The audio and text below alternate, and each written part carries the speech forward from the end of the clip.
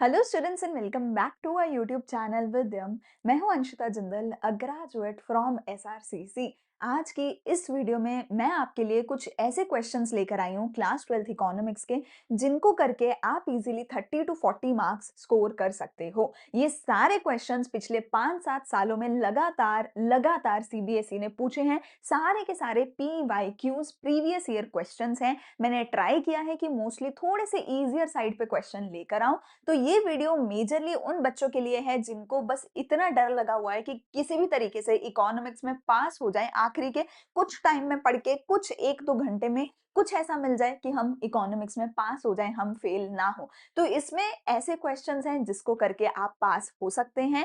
Plus अगर आपको वैसे भी 80 आउट ऑफ 80 लाने हैं तो बेटा जी आपको ये क्वेश्चंस की रेफरेंस डेफिनेटली चाहिए होगी, क्योंकि 80 आउट ऑफ 80 लाने के लिए भी ये क्वेश्चंस मददगार रहने वाले हैं। सो मेजरली पास वाली बच्चों के लिए वीडियो है, बट ओवरऑल आपको कितने भी स्कोर लाना है, इन क्वेश्चंस को मिस मत करना, इन क्वेश्चंस का रेफरेंस जरूर लेके जाना, एक बार जरूर देख कर जाना कि कौन से क्वेश्चंस हैं जो आपके 30 टू 40 मार्क्स गारंटी करवा सकते हैं। इस वीडियो में मैं आपको क्वेश्चंस के साथ-साथ आंसर्स भी करवाने वाली हूँ। सीबीएसई के ऑफिशियल आंसर की से मैंने ये सारे के सारे आंसर्स निकाले हैं। सो टेंशन की कोई बात नहीं है। बस 1 डेढ़ घंटा मैं पढ़ाती जाऊँगी, तुम पढ़ते जाना एंड ये क्वेश्चंस को, इन आंसर्स को एज़ इट इज़ याद कर लेना, ठीक है? इसका लिंक आपको जो है डिस्क्रिप्शन में बाद में पीडीएफ का मिल जाएगा। टेलीग्राम पे पीडीएफ मैं बाद में अपलोड कर दूँगी। व्हाट्सएप चैनल वगैरह पे भी आप फॉलो कर सकते हैं। आइए शुरू करते हैं हमारा लेक्चर हमारे पहले क्वेश्चन के साथ। देखो मैंने अपने रेफरेंस के लिए सारे सेट भी लिखे हुए हैं। ये मेरे रेफरेंस के लिए, तुम्हारे लिए नहीं है, ताकि मुझे पता चलता रहे कौन सा किस सेट का क्वेश्चन है। But I want to show you कि देखो सारे के सारे पीवाईक्यूज हैं। एक नहीं, दो नहीं, 6-6 7-7 सेट हर एक साल के हमने पढ़े हैं, देखे हैं, रेफरेंस लिया है और फिर उसके बाद उन सेट में से क्वेश्चन निकाल के चैप्टर वाइज क्वेश्चन आंसर डाले, ठीक है? सबसे पहला जो क्वेश्चन आता है बेटा वो होता है हमारे नेशनल इनकम वाले चैप्टर का। मैं न्यूमेरिकल नेशनल इनकम के नहीं कराऊंगी, क्योंकि ऑब्वियसली आई एम अज्यूमिंग कि जो बच्चा सिर्फ पास होना चाहता है वो उतना मुश्किल क्वेश्चन नहीं कर पाएगा। तो मैं इसमें न्यूमेरिकल नेशनल इनकम में के मैंने नहीं डाले, ठीक है? नेशनल इनकम का एक थ्योरी क्वेश्चन बनता है जो कि लास्ट में जीडीपी एंड वेलफेयर वाले टॉपिक से है, आपकी बुक में वहां मिलेगा आपको। Positive externality and negative externality के बारे में ये क्वेश्चन होता है, ठीक है? इस तरीके का कुछ आंसर जो है सीबीएसई ने डाला है। सीबीएसई के अकॉर्डिंग देखो क्या है, पॉजिटिव एक्सटर्नैलिटी या नेगेटिव एक्सटर्नैलिटी का मतलब क्या होता है कि आपने कुछ काम किया बिल्कुल फ्री में, उसके लिए आपने किसी को ना पैसा दिया ना किसी से पैसा लिया। अब क्योंकि वो फ्री का काम है, इसीलिए वो हमारे देश की जीडीपी में ऐड नहीं होगा, क्योंकि वो फ्री का काम है, उसका पैसा नहीं लिया। लेकिन लेकिन आपके उस काम की वजह से लोगों पे कुछ इफेक्ट तो पड़ेगा, या तो आपका पॉजिटिव इफेक्ट पड़ेगा या तो नेगेटिव इफेक्ट पड़ेगा। जैसे कि अगर आपने फ्री में लोगों के लिए पब्लिक पार्क बनवा दिया, स्कूल बनवा दिया, आपने लोगों से पैसा नहीं लिया, पर लोगों की जिंदगी पे उसका पॉजिटिव इंपैक्ट पड़ा, तो उसको पॉजिटिव एक्सटर्नैलिटी बोला जाएगा।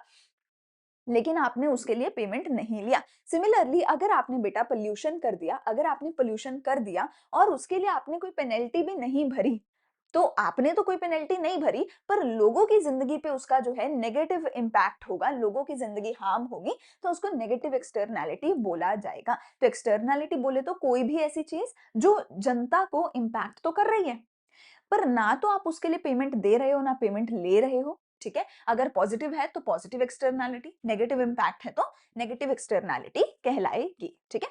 अगला एक मेरा क्वेश्चन बनता है बेटा नॉमिनल एंड रियल जीडीपी के बारे में। अगर तुम्हारी किस्मत अच्छी रही तो तुम्हें जो न्यूमेरिकल आएगा वो इसी का आएगा, तीनों मेथड्स का नहीं आता है, ठीक है? कई बार समटाइम्स दिस हैपन, ठीक है?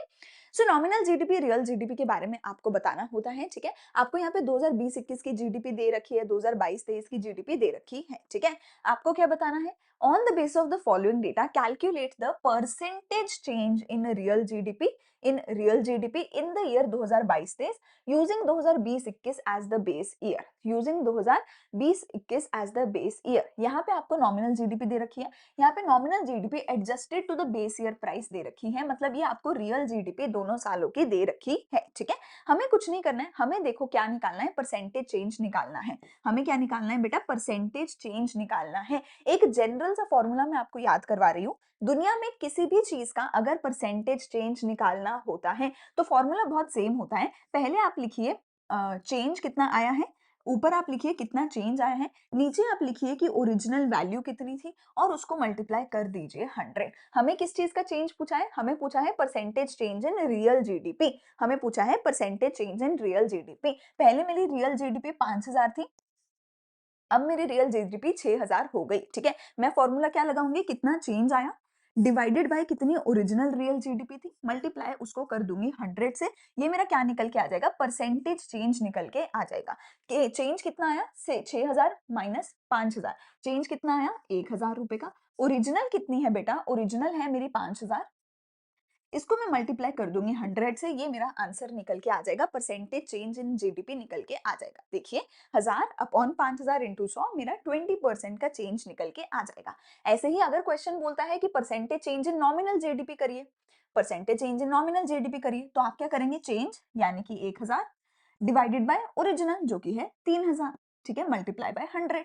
तो इस तरीके से आप किसी भी चीज का परसेंटेज चेंज निकाल सकते हैं। एंड मोस्टली जो क्वेश्चन बनता है वो परसेंटेज चेंज के बारे में ही बनता है। ठीक है, ये मैंने आपको समझा दिया।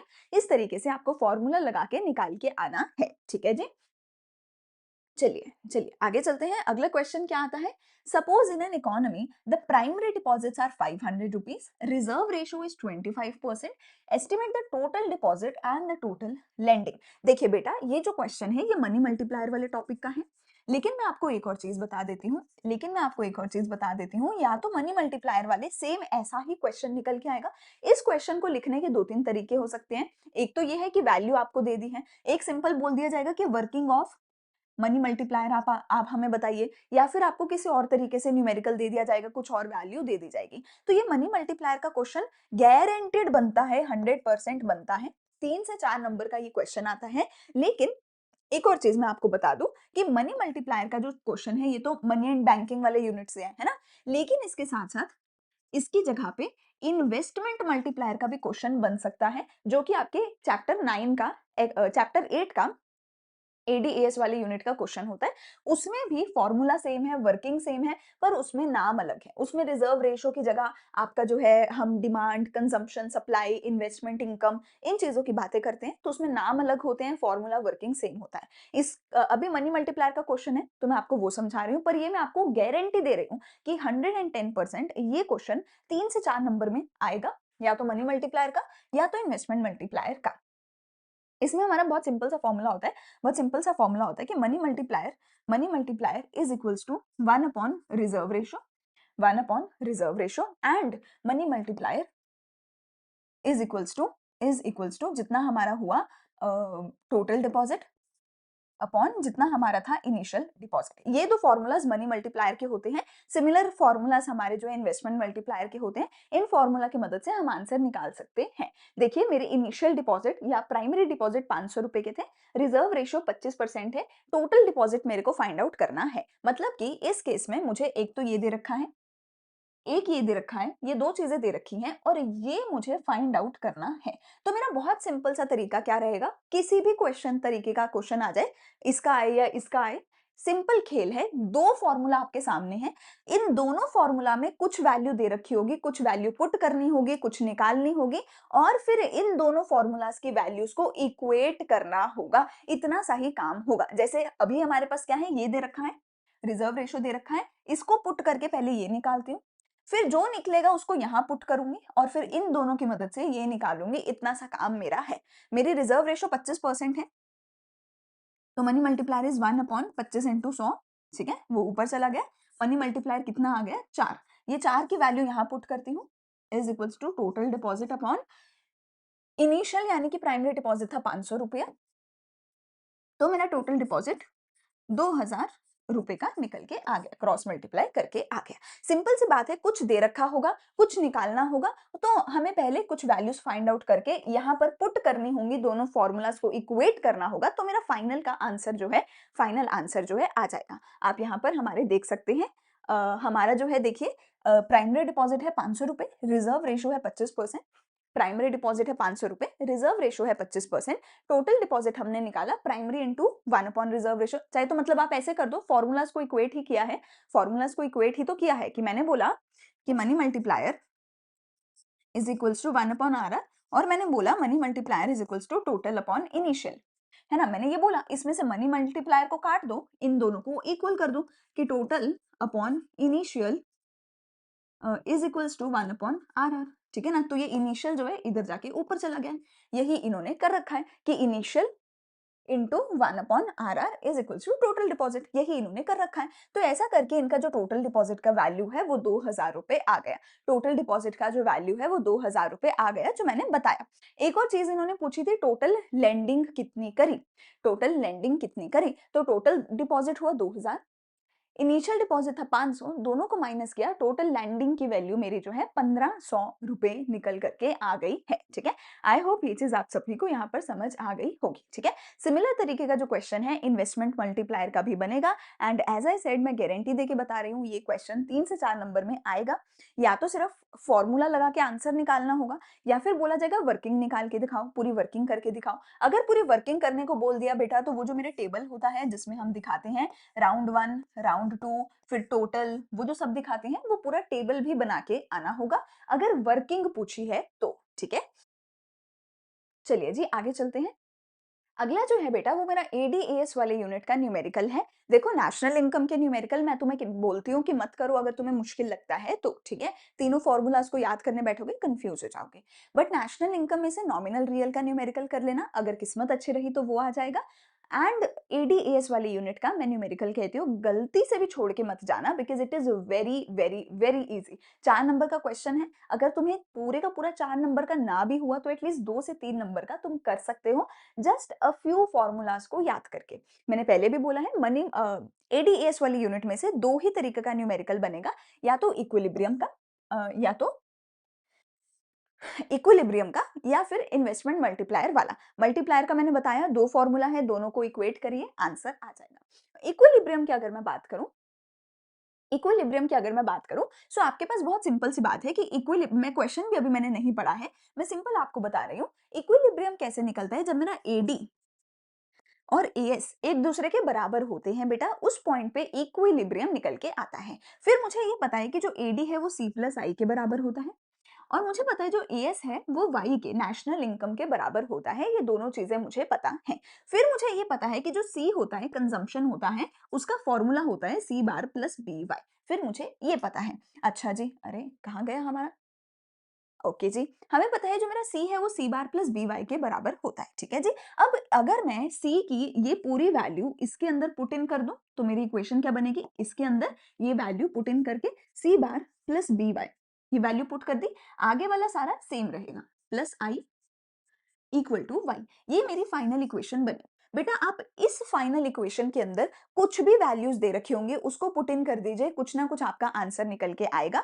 मैं कह रही हूँ 4 नंबर का पूरा ना निकल कर आए, एटलीस्ट 2 नंबर का 3 नंबर का निकल के आएगा। जैसे कि देखिए हमें पहला नंबर पे पूछा है इक्विलिब्रियम लेवल ऑफ इनकम कितना है, इसी में वैल्यू आप पुट कर दीजिए बेटा, कुछ ना कुछ वैल्यू दे रखी होगी इसी में पुट करिए, आंसर निकल के आएगा, 2 नंबर पक्का होगा। दूसरे नंबर पे कंजम्पशन और सेविंग पूछा है, वो भी यहाँ से आप निकाल सकते हैं। ठीक है जी, अभी देखते हैं हमें दिया क्या हुआ है। हमें दिया हुआ है C is equals to 80 plus 0.75 y, यानी कि बेटा आप देखो इसके अंदर ये जो सारी चीजें मुझे डालनी है ये एज इट इज दे रखी है, यानी कि इसके अंदर जो भी चीजें डालनी है ये एज इट इज दे रखी है, ठीक है। वाई नेशनल इनकम है, ठीक है। इन्वेस्टमेंट जो है मेरी 200 करोड़ है, इन्वेस्टमेंट जो है मेरी 200 करोड़ है। एट द एंड यही मेरी इक्वेशन है, एट द एंड यही मेरी इक्वेशन है, इसमें वैल्यू पुट करके वाई निकालने को बोला है, इक्विलिब्रियम लेवल ऑफ इनकम बोला है। इसके अंदर मुझे क्या बोला है, इसका क्या बोला है 80 प्लस 0.7 वाई, ठीक है। ये है 80, ये है प्लस 0.7, 0.75 है, हाँ जी। y को y लिखा है तो मैं y लिख दूंगी। i की वैल्यू बेटा मुझे दे रखी है 200 CR, i की वैल्यू मुझे बेटा दे रखी है 200 CR is equal to y। अब आप देखिए इस पूरी इक्वेशन में सिर्फ एक चीज है जो हमें ढूंढनी है, दैट इज y। ये मैं उधर ले जाती हूँ तो ये आ जाएगा इधर 0.25 y, इधर हो जाएगा 280। बस इसको मैं डिवाइड करूंगी मेरा आंसर निकल के आ जाएगा, इसको मैं डिवाइड करूंगी मेरा आंसर निकल के आ जाएगा, ठीक है जी। मेरा देख लीजिए आप कितना आ रहा है, y is equals to 280 upon 0.25 Y, तो ये मेरा निकल के आ जाएगा करीब करीब एक पे गया, ये मेरा हमने कैलकुलेट कर लिया 1120 आ रहा है, ठीक है। अब देखिए मुझे इस y को 1120 को पुट कर देती हूँ, अगर मैं यहीं पर इस 1120 को अगर मैं यहीं पुट कर देती हूँ, मेरा कंजम्पशन निकल के आ जाएगा। कंजम्पशन कैसे निकलेगा, C is equals to 80 plus 0.75y, ये मुझे दे रखा था, ये मुझे दे रखा था, राइट। 80 को एज इट इज पुट करती हूँ, 0.75 को एज इट इज पुट करती हूँ, और इसकी वैल्यू 1120 आई है तो ये पुट करती हूँ। यहाँ से मेरी कितनी निकल के आ गई, 1120 इंटू 0.75 अगर हमने किया 840 ये आ रही है, तो ये हो जाएगा 80 प्लस 840, 920 जो है हमारे यहाँ से कंजम्पशन निकल करके आ जाएगी। ठीक है जी। अब 920 कंजम्पशन आई है और 1120 इनकम आई है, तो 920 में से अगर मैं 1120 माइनस करती हूँ तो 200 रुपए की मेरी सेविंग्स जो है वो निकल के आ जाएगी। सो एज आई सेड, सिर्फ एक ये इक्वेशन बेटा आपको बनानी है। इस इक्वेशन में आप कुछ भी वैल्यू पुट कर देंगे, वही चीज दे रखी होगी क्वेश्चन में, जो भी इस इक्वेशन में डालना है आपका निकल के आएगा ही आएगा। मतलब इससे आसान क्या चाहिए कि एक इक्वेशन है, ये याद करके चले जाओ, ये इक्वेशन वहां लिख देना, इसके अंदर वैल्यू डाल देना, आंसर आ जाएगा, राइट। पहले y निकाला, फिर c का वैल्यू निकाला, उसी को y को पुट करके हमारा आंसर आ गया। ठीक है, चलिए अगला मेरा क्वेश्चन आता है बेटा कि अगर प्लान्ड सेविंग एक्सीड करे प्लान्ड इन्वेस्टमेंट को in an economy, then explain the impact on income output and employment. Explain its impact on income output and employment, क्या होने वाला है। तो मैं आपको बहुत सिंपल सी बात बता देती हूँ। देखिए ये दो क्वेश्चन मैंने सेम ही चीज के लिखे हुए हैं कि ये जो क्वेश्चन है अगेन मैंने देखा है पिछले 5-7 सालों में लगातार each and every year repetitively ये सेम क्वेश्चन आया है। हर बार कुछ अलग नाम से, कुछ अलग वर्डिंग से आया है। आप देखिए कितना 4-4 नंबर में ये क्वेश्चन आया है, हर बार ये क्वेश्चन आया है, बस नाम अलग है, वर्डिंग अलग है, थोड़ा सा समझ रहे हैं, कई बार थोड़ा शॉर्ट में पूछ लिया, पर ये आया है, हर बार आया है। सिंपल थ्योरी का क्वेश्चन है, बिल्कुल सिंपल बेसिक थ्योरी का ये क्वेश्चन है। ठीक है, अब ये क्वेश्चन क्या बोलेगा, या तो ये बोलेगा कि demand is greater than supply, या तो ये बोलेगा कि supply is greater than demand. अगर ऐसा है तो उसका क्या इंपैक्ट होगा इनकम पे, आउटपुट पे, एम्प्लॉयमेंट पे। देखिए हमारे केस में बोला है savings is more then investment. Saving जो है वो इन्वेस्टमेंट से ज्यादा है। सेविंग किसमें होती है, एएस में। तो बोला गया है कि saving is more then investment, यानी कि aggregate supply is more then aggregate demand, यानी कि डेफिशिएंट डिमांड का ये वाला क्वेश्चन है। ठीक है, अगर इस वाले की बात करें, इसमें क्या बोला है, डिमांड फॉल्स शॉर्ट। अच्छा, इसमें भी वही है, इसमें भी डिमांड फॉल्स शॉर्ट का ही क्वेश्चन है। चलिए मैं आपको दोनों ही तरीके का आंसर बता देती हूँ। अगर हमारी aggregate supply greater than aggregate demand है तो क्या होगा, अगर एग्रीगेट सप्लाई कम है डिमांड ज्यादा है तो क्या होगा। अगर सप्लाई ज्यादा है डिमांड कम है तो मेरा जो प्रोड्यूसर है वो क्या करेगा, उसके पास क्या होगा, एक्सेस स्टॉक बच जाएगा, या मैं बोलूं, या जिसको तुम बोलोगे अनसोल्ड इन्वेंट्री बच जाएगी। ये जो मैं वर्ड्स लिख रही हूँ मजाक में नहीं लिख रही हूँ, ये एज इट इज वर्डिंग आपको लिखकर आनी है कि अगर सप्लाई ज्यादा है तो सप्लायर के पास अनसोल्ड इन्वेंट्री बच जाएगी। तो सप्लायर क्या करेगा, प्रोडक्शन को बंद कर देगा। प्रोडक्शन बंद करेगा तो वो क्या करेगा, अपना आउटपुट रिड्यूस करना है, क्योंकि पहले ही इतना सामान बचा है। अरे अगर आउटपुट ही नहीं है तो वो क्या करेगा, लोगों को नौकरी से निकाल देगा, लेबर को नौकरी से निकाल देगा, एम्प्लॉयमेंट कम हो जाएगी। जब एम्प्लॉयमेंट कम हो जाएगी तो देश में इनकम भी कम हो जाएगी। इसके अलावा प्राइस का पूछ सकता है तो प्राइसेस भी कम हो जाएंगे।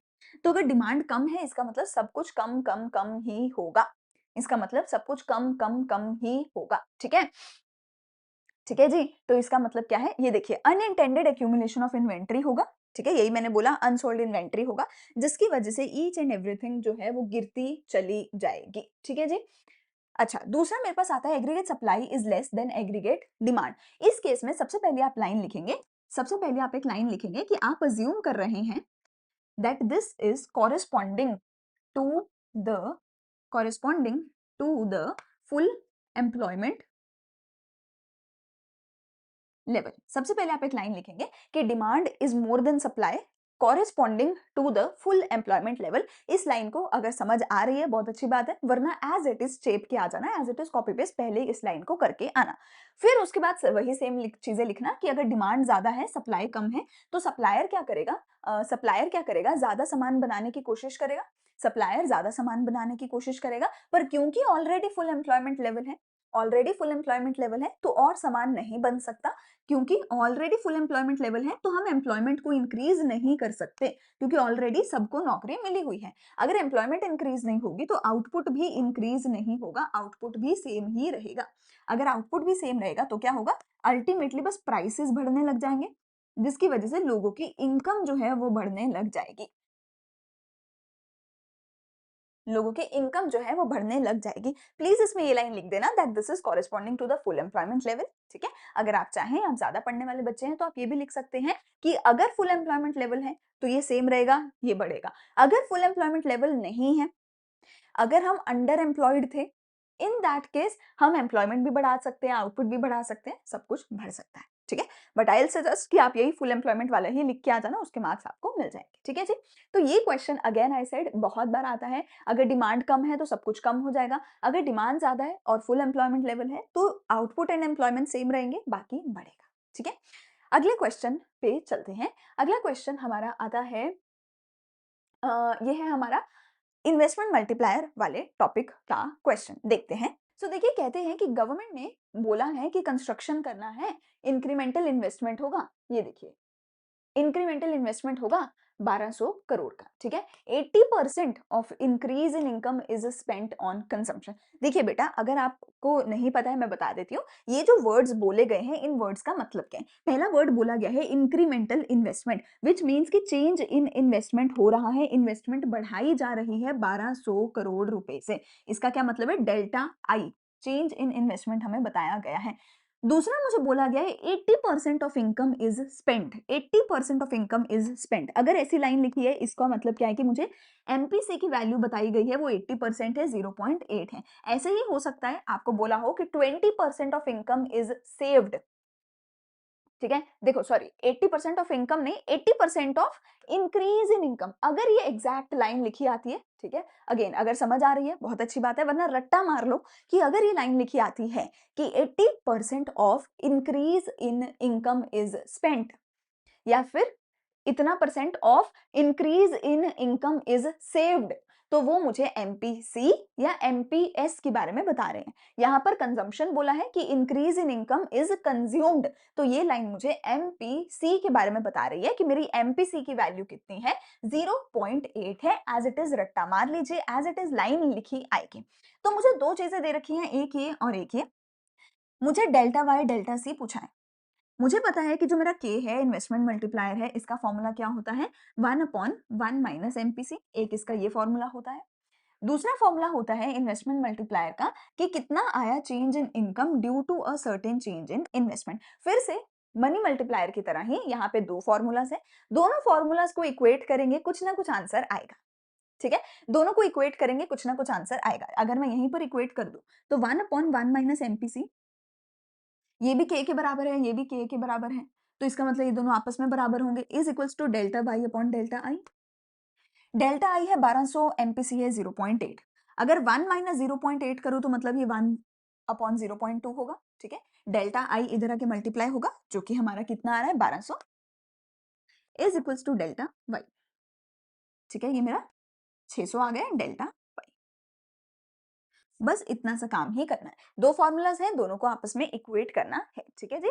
मुझे पूछा है चेंज इन कंजम्पशन कितना होगा, ठीक है? अगर मेरा चेंज इन कंजम्पशन कितना होगा, मेरी इनकम 600 से बढ़ती है, अगर मैं 600 को मल्टीप्लाई बाय एमपीसी कर दूं 0.8, तो 8 सिक्स 48, 480 रुपए से मेरी कंजम्पशन भी बढ़ती है, ठीक है ना? मेरी जितनी भी इनकम बढ़ी, मेरी इनकम कितनी बढ़ी, 600 रुपए। इनकम कितनी बढ़ी, 600 रुपए।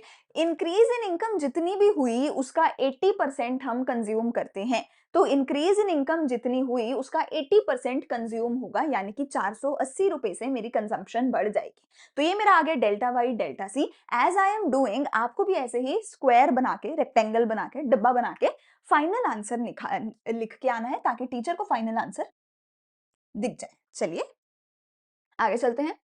अगला बोलता है, in an economy significant reduction in AD raised concerns about future growth prospect. कहते हैं कि एग्रीगेट डिमांड जो है वो बहुत कम हो गई है, एग्रीगेट सप्लाई बहुत ज्यादा हो रही है कंपैरेटिवली।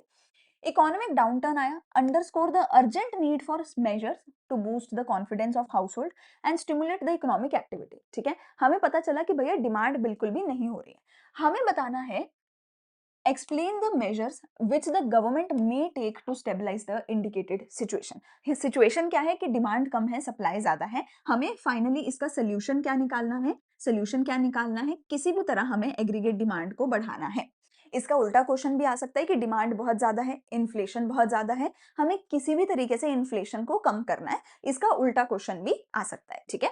अब मैं आपको इसका सिंपल सा आंसर बता देती हूँ, सिंपल सा आंसर बता देती हूँ। अगर आंसर बोलता है कि आरबीआई क्या करे? अगर क्वेश्चन बोले कि आरबीआई क्या स्टेप्स उठाए? अभी हमारे क्वेश्चन ने क्या बोला है कि गवर्नमेंट क्या करे?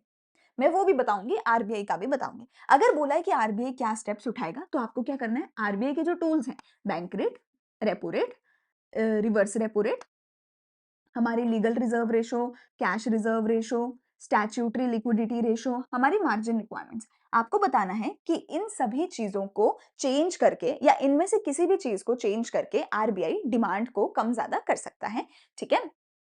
डिमांड को कम ज्यादा कर सकता है। अगर हमारे केस में बात करें, हमारे केस में क्या थी? डिमांड कम थी, डेफिशिएंट डिमांड थी। हमारे केस में क्या है? आप देखिए, सप्लाई है कंपैरेटिवली ज्यादा।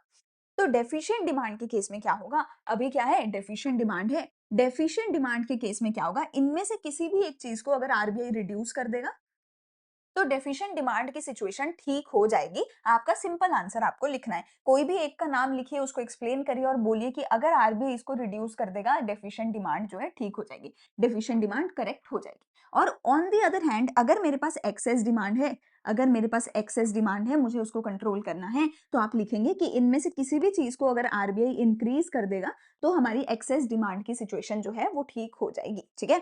अगर इनका मतलब देखना है, तो आप एक बार जो है बैंकिंग वाला चैप्टर देखिए, उसमें बता दूंगी मैं। उसमें मैंने बताया है डिटेल में कि इनका मतलब क्या है। थोड़ा-थोड़ा एक-एक लाइन में इनका मतलब लिख दीजिए और साथ में बोलिए कि इनको रिड्यूस करने पे डेफिशिएंट डिमांड ठीक होती है, इनको इंक्रीज करने पे एक्सेस डिमांड ठीक कर सकता है आरबीआई। फिर आता है कि सरकार क्या कर सकती है? फिर आता है कि सरकार हमारी क्या कर सकती है, ठीक है?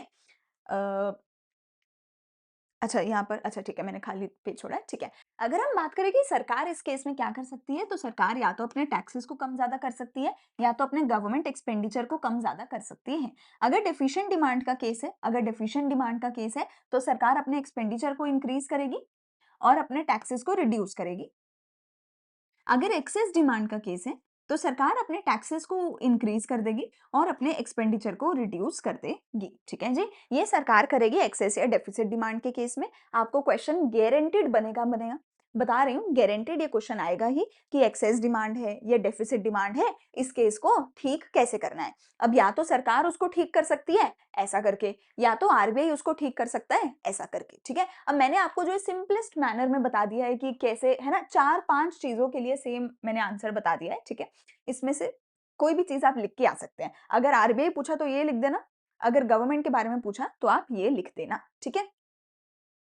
अगला, अगला मेरे पास क्वेश्चन आता है, under the Ayushman Bharat scheme government जो है फ्री मेडिकल ट्रीटमेंट दे रही है गरीब सेक्शन ऑफ द सोसाइटी के लिए, ठीक है? इसका एक तो हमें बताना है बजट का कौन सा एक्सपेंडिचर है, उसका ऑब्जेक्टिव भी हमें बताना है। मेजरली ये जो क्वेश्चन है गवर्नमेंट बजट के ऑब्जेक्टिव के बारे में है, इसलिए मैंने यहाँ पे डाला है। मैं आपको बता रही हूँ, गवर्नमेंट बजट के ऑब्जेक्टिव का क्वेश्चन फिर से आना गारंटीड होता है, ठीक है? गवर्नमेंट बजट के ऑब्जेक्टिव का क्वेश्चन आना गारंटीड होता है। यहाँ पर बोला गया है कि गरीबों को फ्री मेडिकल सर्विस दी जाएगी, या फिर आपको क्वेश्चन आ सकता है कि गरीबों को फ्री में या बहुत सस्ते रेट पे फूड दिया जाएगा। अगर गरीबों को फ्री में या बहुत ही सस्ते रेट पे कोई भी बेसिक नेसेसिटी दी जा रही है, कोई भी बेसिक नेसेसिटी गरीबों को फ्री में या सस्ते दाम पे दी जा रही है, तो वो इसलिए है ताकि वो अपनी इनकम को बचा के रख सके, अपनी इनकम को बेसिक नेसेसिटी पे खर्च ना करें और अपनी इनकम से अपना कोई आगे इन्वेस्टमेंट या आगे सोर्स कुछ मोर इनकम का बना सके। तो इनकम इक्वालिटी लाने के लिए सरकार जो है गरीबों की बेसिक नेसेसिटी का ध्यान रखती है, ठीक है? जैसे कि आप यहाँ पर देखिए, aims to bring equality in the income distribution, income equality लाने के लिए सरकार गरीबों को बेसिक नेसेसिटी देती है, ठीक है?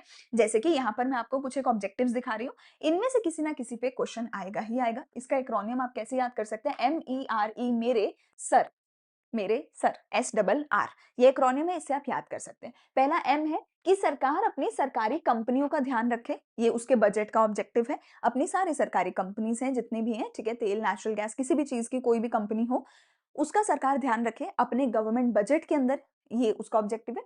ज्यादा से ज्यादा एम्प्लॉयमेंट जनरेट करे, ज्यादा से ज्यादा लोगों को नौकरी दे, गरीबों को रूरल एरियाज में, अर्बन एरियाज में, हर जगह नौकरी जनरेट करे। रीडिस्ट्रीब्यूशन ऑफ इनकम, ये वही है जो मैंने अभी आपको बताया कि अगर लोग गरीबों को बेसिक नेसेसिटी दे रही है, ठीक है ना, गरीबों को इनकम इक्वालिटी लाने में मदद कर रही है, ठीक है? अ, फिर है इकोनॉमिक ग्रोथ कि पूरे देश की इकोनॉमिक ग्रोथ होनी चाहिए, पूरे देश में जो है इन्फ्लेशन कम हो, डिफ्लेशन ना हो, ठीक है? इन्फ्लेशन ना हो, पूरे देश की जो है जीडीपी की जो ग्रोथ है वो ज़्यादा से ज़्यादा होनी चाहिए। फिर है स्टेबलाइज़ेशन ऑफ इकोनॉमी कि किसी भी केस में देश में बहुत ही ज़्यादा इन्फ्लेशन या बहुत ही ज़्यादा डिफ्लेशन नहीं होना चाहिए कभी भी, चाहे कोविड आ जाए, चाहे वॉर हो जाए, सरकार की ज़िम्मेदारी है कि हर बुरे वक़्त में हमारे देश की इकोनॉमी को स्टेबल रखे, इन्फ्लेशन, डिफ्लेशन से बचा के रखे। रीएलोकेशन ऑफ रिसोर्स ये भी इम्पोर्टेंट है, ये 2 इम्पोर्टेंट है, एक ये वाला और एक ये वाला, ये दोनों इम्पोर्टेंट है। देखो बेटा अगर हम बोले कि अमीरों पे ज़्यादा टैक्स लगाया, दारू सुट्टे पे ज़्यादा टैक्स लगाया और वहाँ से टैक्स कलेक्ट करके गरीबों में पैसा बाँटा, अमीरों से पैसा कलेक्ट किया और गरीबों में बाँटा, तो वो है रीएलोकेशन ऑफ रिसोर्सेज़, ठीक है? पर अगर मैं बोलूँ कि गरीबों को उनकी इनकम बचाने में मदद किया, जैसे उनको बेसिक चीज़ें देके, that is redistribution of income, right?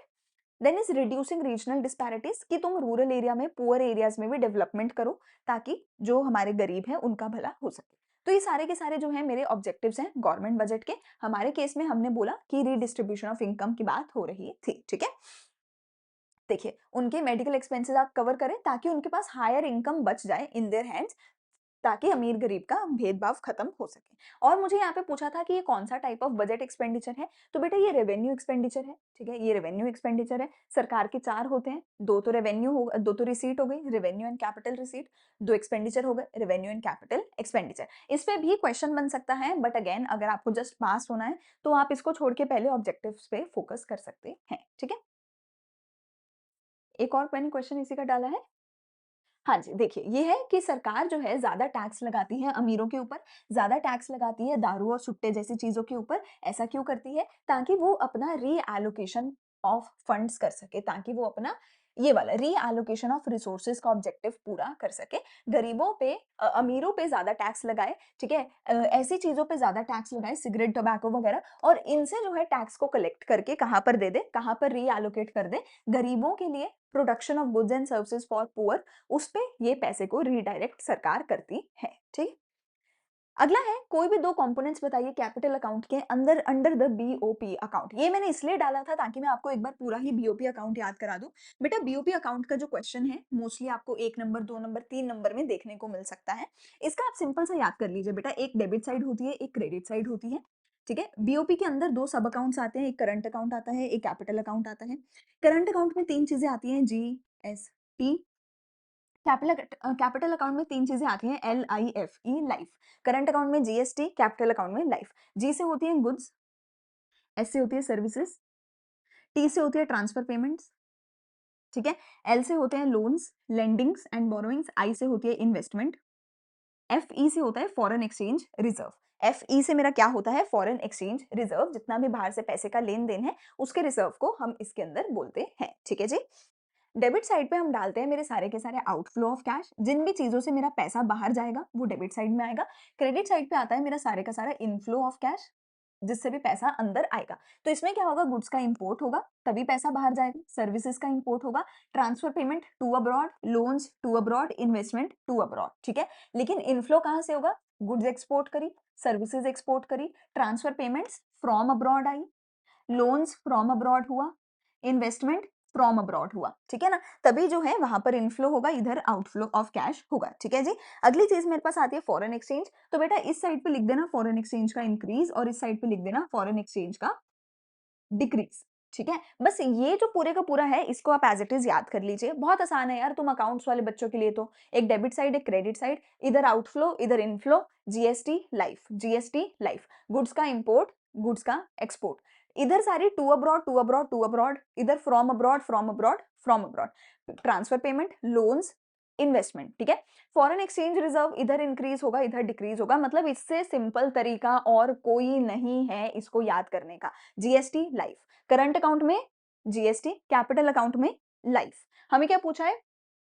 Any two components of the capital account. Capital account के 2 कंपोनेंट्स बताने हैं, तो आप एक लोन बता दीजिए, एक इन्वेस्टमेंट बता दीजिए कि डेबिट साइड पे loans to abroad, investment to abroad, credit side पे loans from abroad, investments from abroad. इससे आसान और कोई तरीका नहीं हो सकता है, ठीक है? चलिए, एक और क्वेश्चन बीओपी में से बनता है ऑटोनॉमस एंड अकोमोडेटिंग ट्रांजैक्शन का, मैं आपको बता देती हूँ। मैं आपको बता देती हूँ बेटा, ये सारी की सारी ट्रांज़ैक्शंस ऑटोनॉमस ट्रांज़ैक्शंस होती हैं। ये सारी की सारी ट्रांज़ैक्शंस ऑटोनॉमस ट्रांज़ैक्शंस होती हैं। ये हमारे देश की जनता करती है। क्यों करती है? अपने खुद के प्रॉफिट मोटिव के लिए करती है। इनको कोई लेना-देना नहीं है कि बैलेंस ऑफ पेमेंट में सरप्लस है, डेफिसिट है, हम नुकसान में हैं, देश नुकसान में है, प्रॉफिट में है, इनको कोई लेना-देना नहीं है। ये जनता कर रही है अपने पर्सनल मोटिव के लिए, अपने पर्सनल प्रॉफिट के लिए। इसीलिए तो तुम इम्पोर्ट एक्सपोर्ट करते हो। राइट? लेकिन लेकिन जो ये वाली ट्रांज़ैक्शन है फॉरेन एक्सचेंज, वो होती है अकोमोडेटिंग ट्रांज़ैक्शन। ये इसलिए करी जाती है ताकि मेरे पूरे बीओपी अकाउंट को बैलेंस आउट करा जा सके, ताकि मेरे पूरे बीओपी अकाउंट को बैलेंस आउट करा जा सके। अगर आउटफ्लो कम है, ठीक है? इनफ्लो ज़्यादा है, तो एक्स्ट्रा पैसा यहाँ पे फॉरेन एक्सचेंज में आ जाएगा, इंक्रीज़ हो जाएगा। अगर आउटफ्लो ज़्यादा है, इनफ्लो कम है, तो बैलेंस करने के लिए आउटफ्लो में पैसा हम डाल देंगे, फॉरेन एक्सचेंज को डिक्रीज़ कर देंगे, ठीक है ना? तो इस तरीके से हम बैलेंस आउट करते हैं एंड देखिए आप यहाँ पे पढ़िए एक और अकोमोडेटिंग ट्रांज़ैक्शन होती है, या तो आप foreign exchange reserve increase decrease कर सकते हैं, या फिर अगर आप लोन ले रहे हैं सिर्फ और सिर्फ बीओपी अकाउंट को बैलेंस करने के लिए, तो उसको भी अकोमोडेटिंग ट्रांजैक्शन बोला जाएगा, ठीक है? अकोमोडेटिंग को बिलो द लाइन बोला जाता है, ऑटोनॉमस को अबव द लाइन ट्रांजैक्शंस भी बोला जाता है। इसको आप यहाँ पर एक बार रीड जरूर कर लीजिएगा पॉज करके, ठीक है? चलिए आगे चलते हैं। अगला मेरे पास आता है इंडियन इको। आई थिंक आधे घंटे के अंदर कुछ हमने आधे घंटे से 40 मिनट में हमने पूरे का पूरा मैक्रो किया है। इंडियन इको और भी हम जल्दी कर लेंगे, ठीक है? Discuss any two factors that led to stagnating Indian agriculture during the British rule. Britishers ने हमारे एग्रीकल्चर के साथ क्या-क्या खराबियां करी, ये इस क्वेश्चन ने हमें पूछा है, ठीक है? ये इस क्वेश्चन ने हमें पूछा है। ठीक है, मैं आपको बता देती हूँ 3-4 पॉइंट्स, जिन 3-4 पॉइंट्स की वजह से ये जो है हमारा होगा। सो बेटा सबसे पहला पॉइंट और सबसे मेन पॉइंट आता है जो कि था जमींदारी सिस्टम। ब्रिटिशर्स जो है इंडियन एग्रीकल्चर में उन्होंने जमींदारी सिस्टम लाया, जिसके अंदर वो जमींदारों को बीच में मिडल मैन की तरह रखते थे और बोलते थे कि फार्मर से लगान वसूलो। इसकी वजह से जो जमींदार थे उनका तो प्रॉफिट हो रहा था और जो ब्रिटिशर थे उनका भी प्रॉफिट हो रहा था, पर जो गरीब फार्मर थे उनको लगान भरना पड़ता था, तो उनकी बेचारों की हालत खराब हो रखी थी, ठीक है? इसी को लैंड सेटलमेंट सिस्टम भी बोला जाता था। दूसरा, ब्रिटिशर ने बोला कि सारे के सारे एग्रीकल्चर को कमर्शियलाइज कर दो, इसमें ना तुम बिल्कुल भी फूड क्रॉप मत उगाओ, क्योंकि फूड क्रॉप से उनको फायदा तो होता नहीं था। तो कहते हैं तुम व्हीट राइस ये सब मत उगाओ, तुम ना कैश क्रॉप्स उगाओ। और फिर वो कैश क्रॉप से ना ब्रिटिशर्स को फायदा होता था, तो उन्होंने सारे फार्मर्स को बोल दिया कि फूड क्रॉप्स मत उगाओ, कैश क्रॉप्स उगाओ। और ये जो कैश क्रॉप्स से ब्रिटिशर का तो फायदा हुआ, पर जब व्हीट ही नहीं उगेगा, राइस ही नहीं उगेगा, तो खाओगे क्या? तो हमारे बेचारे इंडियंस लोग जो है उनको खाना ही नहीं मिलता था, इसीलिए फेमाइन्स आते थे, भूखमरी हो जाती थी और लोग, लाखों लोग, करोड़ों लोग मर जाते थे इस वजह से, ठीक है? तीसरी चीज तीसरी चीज बेटा, लैक ऑफ इन्वेस्टमेंट। बेटा फार्मिंग एक ऐसी चीज है जिसमें ऑलमोस्ट ऑलवेज लॉस ही होता है, बट फार्मिंग फिर भी करनी पड़ती है जिंदा रहने के लिए, पेट पालने के लिए। वो जो इन्वेस्टमेंट है हर देश की सरकार करती है। हमारी सरकार उस टाइम पे ब्रिटिशर्स चला रहे थे, उन्होंने कभी हमारे एग्रीकल्चर में इन्वेस्टमेंट करा ही नहीं, जिस वजह से हमारे केमिकल्स, फर्टिलाइजर, पेस्टिसाइड, इरिगेशन ये सब हमारे पास नहीं था, मशीनरी ये सब नहीं था, जिसकी वजह से हमें एग्रीकल्चर में लॉस होता था, हमारा एग्रीकल्चर खराब था, ठीक है? अगली चीज आती है, हमारी प्रोडक्टिविटी बहुत खराब हो गई थी इसी वजह से। हमारे लैंड की, सॉइल की क्वालिटी बहुत ही बदतर हो गई थी, बहुत ही खराब हो गई थी इस सभी की वजह से, जिस वजह से लैंड उतना प्रोडक्टिव ही नहीं बचा। जहाँ पे शायद पहले 10 किलो उगता था, अब सिर्फ 6, 7, 8 किलो ही उग रहा है, तो लैंड एंड सॉइल की क्वालिटी खराब हो गई थी। तो ये कुछ एक रीजंस थे जिसकी वजह से एग्रीकल्चर में क्या हो गया था, स्टेग्नेशन आ गया था अंडर द ब्रिटिश रूल। देखो जैसे मुझे सारी हेडिंग्स याद हैं, मैं भी लाइन टू लाइन अंदर का याद नहीं करके आई हूँ ना, बट मुझे हेडिंग्स याद है, आपको भी ऐसे ही हेडिंग्स याद करनी है और फिर अंदर का आप अपनी लैंग्वेज में लिख सकते हैं, ठीक है? अगले मेरे पास आता है कि ब्रिटिशर्स ने ये क्वेश्चन इंपॉर्टेंट है, जिसमें ना हमें ड्रेन ऑफ वेल्थ के बारे में पूछा जाता है कि ब्रिटिशर्स ने हमारे देश की ड्रेन ऑफ वेल्थ करी थी। ड्रेन ऑफ वेल्थ का सिंपल सा एक मतलब है, पर ये क्वेश्चन बहुत बार आता है और तुम लोग जेनरिक आंसर दे देते हो कि हाँ हमसे पैसा लूट के ले गए, सोने की चिड़िया थी, अब नहीं है। इसका जेनरिक आंसर नहीं है। इसका एक बहुत ही स्पेसिफिक आंसर है, इसका एक बहुत ही स्पेसिफिक आंसर है और वो ये है कि देखिए हम उस टाइम पे एक्सपोर्ट कर रहे थे सामान, हम उस टाइम पे बहुत सारा एक्सपोर्ट कर रहे थे, ठीक है? एक्सपोर्ट सरप्लस जो है, एक्सपोर्ट सरप्लस हमारे पास आ रहा था। एक्सपोर्ट सरप्लस उस वक़्त हमारे पास था, क्योंकि हम बहुत सारा सामान एक्सपोर्ट कर रहे थे, ब्रिटेन को ही रॉ मटेरियल एक्सपोर्ट कर रहे थे, जिसकी वजह से हमें एक्सपोर्ट सरप्लस हमारे देश का था। अब एक्सपोर्ट सरप्लस अगर मेरे देश का है, तो वो पैसा मेरे ही देश के लोगों पे खर्च होना चाहिए कायदे से। पर ब्रिटिशर्स ऐसा नहीं करते थे। एक्सपोर्ट सरप्लस मेरे देश का था, पर उसका इस्तेमाल जो है ब्रिटिशर्स करते थे 2 कामों के लिए। एक अपने खुद के ऑफिस को सेटअप करने के लिए और दूसरा दूसरा अपनी वॉर्स को फाइट करने के लिए ब्रिटिशर्स उसका इस्तेमाल करते थे। इसी चीज़ को बोला गया है drain of Indian wealth to Britain. ये बहुत स्पेसिफिक क्वेश्चन है, बहुत बार आया है, यही लिख के आना है कि हम एक्सपोर्ट करते थे, जिसकी वजह से हमारा एक्सपोर्ट सरप्लस हुआ और ये एक्सपोर्ट सरप्लस हमारे पे यूज ना होके ब्रिटिशर्स के ऑफिस सेटअप पे यूज हुआ और ब्रिटिशर्स की वॉर्स लड़ने के लिए यूज हुआ। ये एग्जैक्ट लाइनिंग, एग्जैक्ट वर्डिंग तुम्हें लिखनी है। चलिए आगे हम बात करते हैं स्मॉल स्केल इंडस्ट्रीज का। क्वेश्चन बहुत बार आया है चैप्टर 2 में से। तो स्मॉल स्केल इंडस्ट्रीज को चैप्टर 2 में 1950 के दौरान हमारी सरकार ने रिजर्व किया था, उनके लिए रिजर्वेशन दिया था कि कुछ एक नंबर ऑफ प्रोडक्ट्स हैं जो सिर्फ स्मॉल स्केल इंडस्ट्रीज ही बना सकती हैं। इनके ऊपर, स्मॉल स्केल इंडस्ट्रीज के प्रोडक्ट्स के ऊपर कोई एक्साइज ड्यूटी वगैरह नहीं होती थी। इनको बैंक लोन कम रेट पे दिया जाता था और मार्केट में इनके प्रोडक्ट्स के लिए स्पेशल स्लॉट्स रिजर्व करे जाते थे, प्राइसेस वगैरह रिजर्व करे जाते थे। ऐसा इसलिए क्योंकि स्मॉल स्केल इंडस्ट्रीज जो है हमारे देश में सेकंड लार्जेस्ट एम्प्लॉयर हैं आफ्टर एग्रीकल्चर। इसमें बहुत सारे लोग काम करते हैं, बहुत सारे लोगों का घर इसके ऊपर डिपेंडेंट है, उनकी फैमिलीज। सो हमारी सरकार इनको प्रमोट करना चाहती थी, इसीलिए स्मॉल स्केल इंडस्ट्रीज जो है उनको प्रमोट करा गया 1950 के बाद। दूसरी चीज, हमारी सरकार उस टाइम पे इंडस्ट्रियल पॉलिसी रेजोल्यूशन लाई थी, जिसके अंदर सरकार ने बोला शेड्यूल ए, बी और सी होगा कंपनीज के लिए। शेड्यूल ए में 17 कंपनीज, 17 इंडस्ट्रीज थी जो सिर्फ सरकार ही शुरू कर सकती है। शेड्यूल बी में 12 इंडस्ट्रीज थी जिसको शुरू तो सरकार करेगी तभी प्राइवेट सेक्टर आ सकते हैं। शेड्यूल सी में बाकी सारी इंडस्ट्रीज थी अंडर द लाइसेंस राज कि तुम्हें लाइसेंस लेना पड़ेगा, पर वो लाइसेंस मिलता ही नहीं था। ठीक है, ये हो गया चैप्टर 2 का। अगला एक मेरे पास क्वेश्चन आता है कि ना ये आई थिंक मैंने आई थिंक स्लाइड में डाला नहीं है। अच्छा चलिए मैं आपको एक बता देती हूँ। एक क्वेश्चन हमारे पास आता है लिबरलाइजेशन का, चैप्टर नंबर 3 में से। लिबरलाइजेशन का बेटा क्वेश्चन जो है थोड़ा डिटेल्ड क्वेश्चन होगा, तो अगर आपके पास टाइम हो आप कर सकते हैं, वरना आप स्किप कर सकते हैं, आपकी मर्जी है।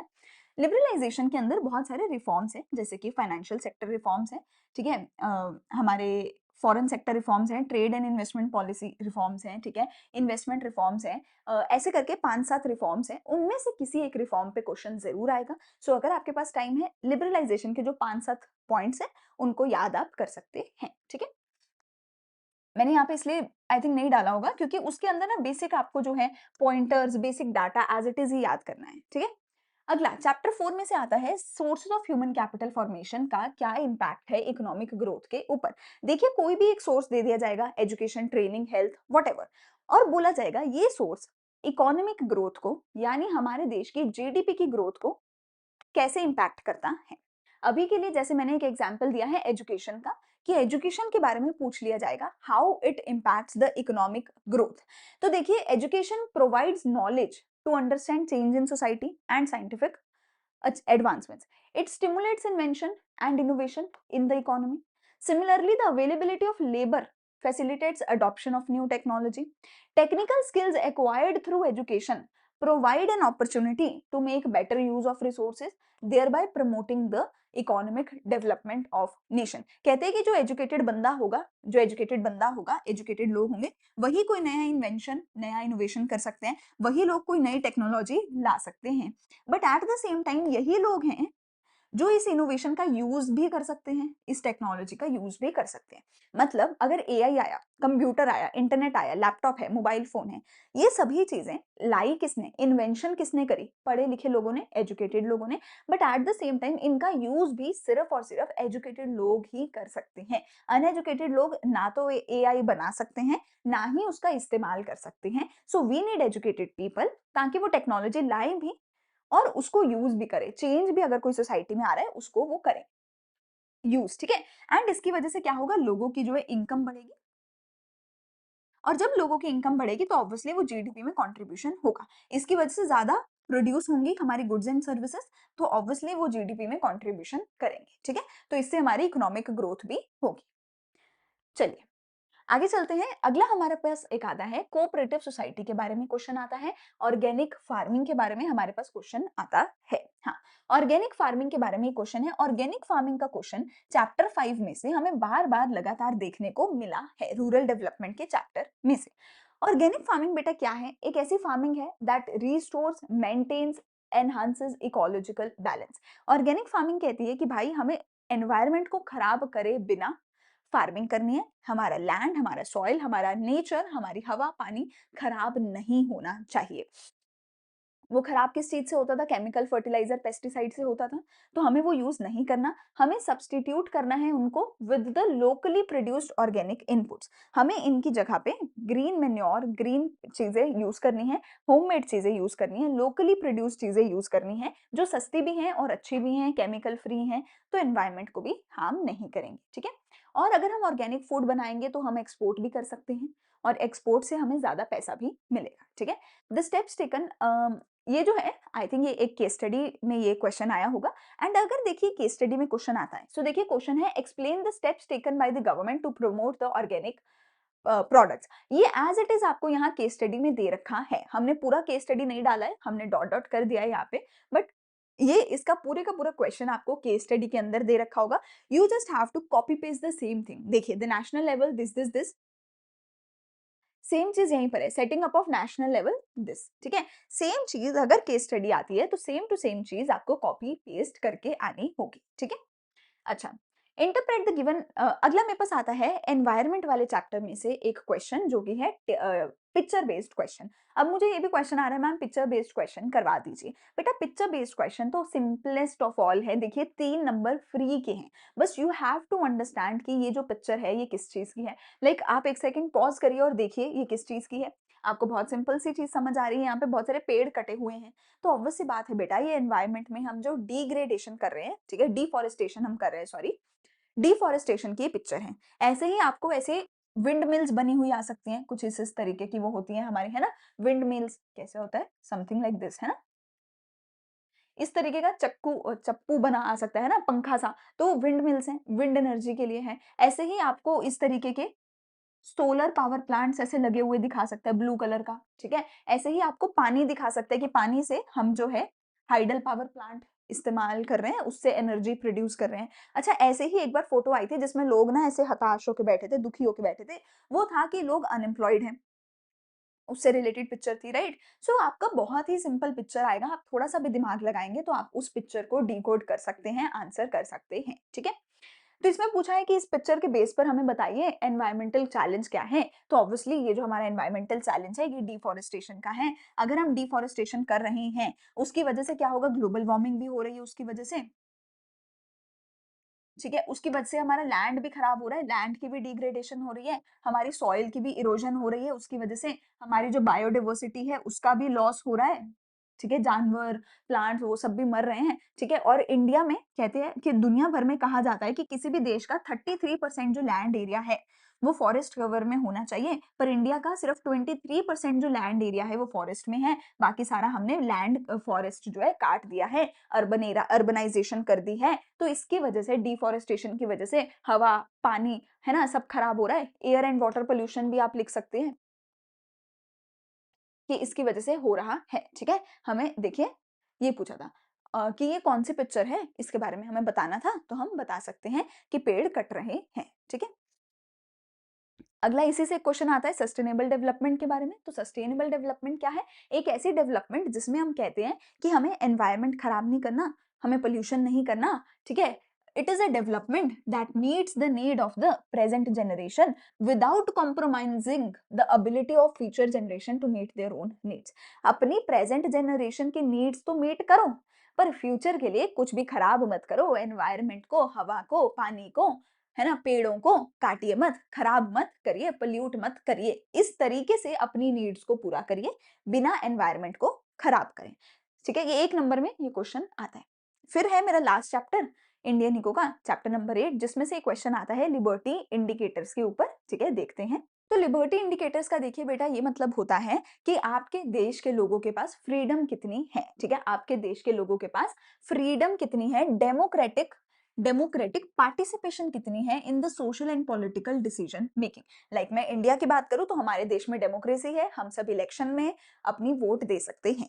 तो किसी भी देश में कितनी लिबर्टी है, कितना फ्रीडम है to vote, to participate in decision making, उसको लिबर्टी इंडिकेटर बोला जाता है। ठीक है, दो लिबर्टी इंडिकेटर्स होते हैं। ठीक है, मतलब अलग अलग तरीके के हो सकते हैं, कोई भी हमें दो बताने हैं तो दो क्या है कि कॉन्स्टिट्यूशनल प्रोटेक्शन कितना मिला हुआ है हमारे राइट्स को। जैसे हमारा राइट है, राइट टू स्पीच, कि मैं कुछ भी बोल सकती हूँ। अगर मुझे प्राइम मिनिस्टर के अगेंस्ट बोलना है तो मैं वो भी खड़े होके बोल सकती हूँ, मुझे कोई रोक नहीं सकता कि भाई तूने इसको क्यों बोल दिया, उसको क्यों बोल दिया। ठीक है, ऐसा नहीं है, फ्रीडम टू स्पीच है, हम किसी के भी अगेंस्ट चाहे तो हम बोल सकते हैं। ठीक है, फिर है the extent of constitutional protection of the independence of judiciary and the rule of law. हमारे जजेस, हमारी कोर्ट्स कितना फ्री हैं, उनको कितना फ्रीडम मिला हुआ है। ये दो अलग अलग तरीके के लिबर्टी इंडिकेटर्स हो सकते हैं जो ये दर्शाते हैं कि किसी भी देश के लोगों को कितना फ्रीडम मिला हुआ है अपनी पॉलिटिक्स में डिसीजन मेकिंग लेने का। ठीक है, तो ये हमारे इंडियंस के पास है, चाइनीज लोगों के पास ये नहीं है, वहां पे फ्रीडम, ऐसी लिबर्टी वहां पे नहीं है, क्योंकि वहां पे डेमोक्रेसी नहीं है, वहां पे वन पार्टी रूल है, उन्हीं का रूल चलता है। तो वो जो है वहां पे डेमोक्रेसी नहीं है, वहां पे फ्रीडम ऐसे नहीं है। चलिए, अगला लास्ट क्वेश्चन हमारे पास जो आता है, ये क्वेश्चन मैंने स्पेसिफिकली इसलिए डाला है क्योंकि मैं आपको बताना चाहती हूँ कि 4 नंबर का एक ऐसा क्वेश्चन आएगा जिसको आप as it is copy paste कर सकते हैं। देखिए, अगर मैं बोलूं कि आप फ्री के नंबर कहाँ से ले सकते हैं, तो आपको 6-6 नंबर की तो केस स्टडी आएगी, जिसमें से 4-4 नंबर का एज इट इज फ्री का आपको वहीं से कॉपी पेस्ट करना होगा, केस स्टडी में से ही। तो टोटल 8 नंबर आपके यहाँ से, एटलीस्ट 8 नंबर फ्री के यहाँ से मिल जाएंगे। एक आपका 4 नंबर का क्वेश्चन आएगा इंडियन इको के अंदर, डाटा बेस्ड वो क्वेश्चन होगा, या तो चैप्टर 6 का होगा या तो चैप्टर 8 का होगा, उसमें डाटा को इंटरप्रेट करके लिखना है। ठीक है, जैसे कि यहाँ पर आप ये देख सकते हैं किस तरीके से लिखना है। मतलब मुझे एक टेबल दिया हुआ है, मैंने यहाँ टेबल नहीं बनाया, आपकी बुक में मिल जाएगा। उस टेबल में बताया है कि सेक्टर वाइज कितना शेयर है एम्प्लॉयमेंट का और जीडीपी का इन इंडिया चाइना पाकिस्तान, कि इंडिया चाइना पाकिस्तान में प्राइमरी, सेकेंडरी, टर्शरी, वो जो टेबल था ना जिसमें एम्प्लॉयमेंट के बारे में बताया था और जीडीपी के बारे में बताया था, तीनों देशों की। इन तीनों देशों में हमें अब ये क्या कंपेयर करना है, एनालाइज करना है, distribution of workforce and the contribution to the gross value added in India and China. अब देखिए, हमें सिर्फ इंडिया एंड चाइना के बारे में बताना है, तो हम इस तरीके का यहाँ पर जो है एक्सप्लेनेशन करेंगे। The given data shows this, data हमें ये दिखा रहा है, ये तो क्वेश्चन ने भी बताया है ना कि डाटा ये दिखा रहा है। कहते हैं due to the climatic conditions cultivable area in China is smaller. कहते हैं क्लाइमेट खराब है तो वहां का एरिया कल्टीवेबल कम है, तो इसीलिए जो एग्रीकल्चर कंट्रीब्यूशन है चाइना में सिर्फ 7% है और एम्प्लॉयमेंट 26% है। मतलब अब तुम ये देखो, सेम डाटा टेबल में आपको दे रखा है, क्वेश्चन में दे रखा है, मैं उसी को पैराग्राफ में लिख रही हूँ कि जीडीपी 7%, एम्प्लॉयमेंट 26%, इंडिया में 16%, 43%। इंडस्ट्री देखे चाइना में तो इंडस्ट्री देखे 41-28, इंडिया में देखे तो 30-25, सर्विस सेक्टर देखे तो इतना इतना। कैन यू सी जो एग्जैक्ट टेबल में डाटा दिया होगा, बस उसी को मैंने ये, और ये आंसर मैंने नहीं लिखा, ये एग्जैक्ट सीबीएसई का आंसर है जो सीबीएसई की आंसर की में दिया हुआ है।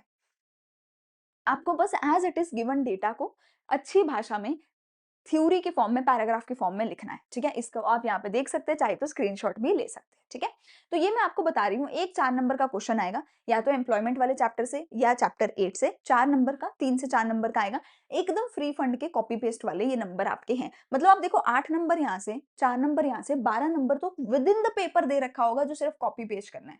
12 number within the paper दे रखा है जो कॉपी पेस्ट करना है, राइट। ऐसे ही अगर मैं मैक्रो में बात करूं तो एडीएस के जो न्यूमेरिकल है यार, दो फॉर्मूला है एडीएस के न्यूमेरिकल के, उन दोनों को बस मैंने सिंपल इक्वेशन बता दी, सिंपल इक्वेशन बता दी, C bar plus D Y plus I is equal to Y. जो भी तुम्हें एडीएस का न्यूमेरिकल होगा ना, एक बार देखना, अगर वो इक्विलिब्रियम का न्यूमेरिकल है, या तो इक्विलिब्रियम होगा या तो मल्टीप्लायर होगा।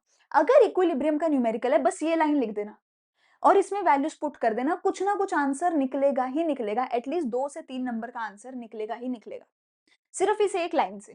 और इससे आसान व्हाट यू वांट। बाकी थोड़े बहुत एमसीक्यूज़ आप इधर-उधर से देख के भी कर लेते हैं, थोड़े बहुत एमसीक्यूज़ आते होंगे, ठीक है ना?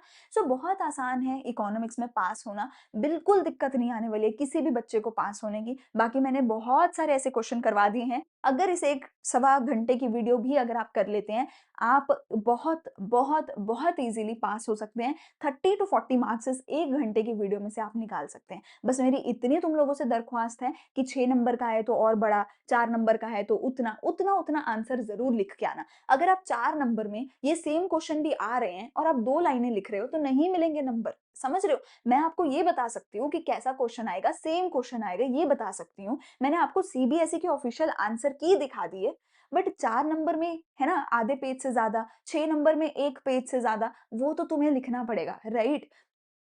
न्यूमेरिकल है तो न्यूमेरिकल में थोड़ा-सा ऐसे स्टेप बाय स्टेप, एमसीक्यूज़ है तो उसमें नाम भी लिखना, ऑप्शन भी लिखना, नाम भी लिखना, ऑप्शन भी लिखना, राइट? इस तरीके से आप अच्छे से अगर अटेम्प्ट करके आते हो पेपर को, बहुत ईज़िली 30 टू 40 मार्क्स सिर्फ़ इस एक वीडियो से आप स्कोर कर सकते हैं, ठीक है? बाकी चैनल को सब्सक्राइब कर देना यार, दोस्तों के साथ शेयर कर देना, कुछ अच्छा लगे तो वो भी कमेंट सेक्शन में बताना, ठीक है? कोई डाउट है तो वो भी आप पूछ सकते हो।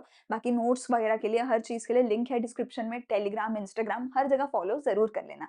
मिलते हैं अगली वीडियो में। Thank you so much for watching and all the very best to all the students.